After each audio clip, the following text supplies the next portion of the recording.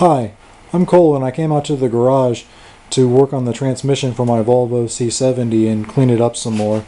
So I figured I'd stop and take a look at the MGGT that my dad and my brother are building.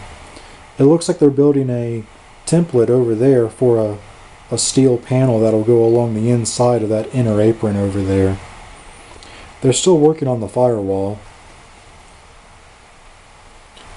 It looks like they have the support frame for the pedal box welded together, and now the support bracket for the master cylinders that goes on top of the pedal box is in position. This little part right here might be a little bit of an obstacle for them.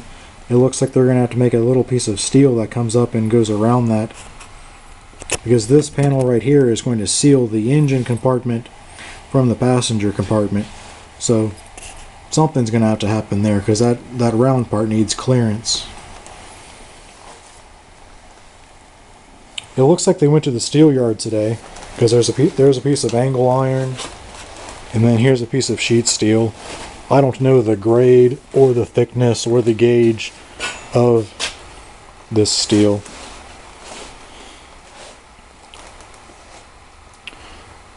They cleared the boxes out of the trunk of the MG GT, and it looks like they're maybe calculating where they want to put the fuel cell and the battery and whatever else is going to go back here.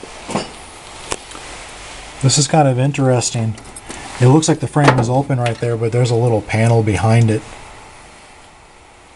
I don't know what rear end they're going to be putting in this car, and whether it's going to get tubbed and tubed or what's going to happen back here.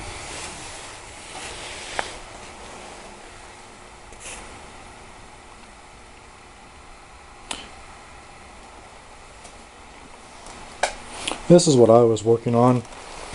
I went to the hardware store today and picked up this wire brush for my drill.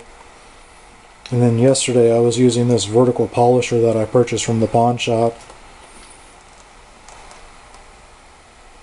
The transmission cleaned up really nicely. I'm not going to put a coat of paint on it or anything. I'm just going to leave it how it is right there. At least it won't be greasy and slippery when I try to put it back in the car. I went ahead and cleaned some surface rust off of these axles. After I put new boots on these axles, then I'll put a coat of paint on them. I also cleaned up a couple other little small brackets that I'm going to put a coat of paint on before the transmission goes in my C70.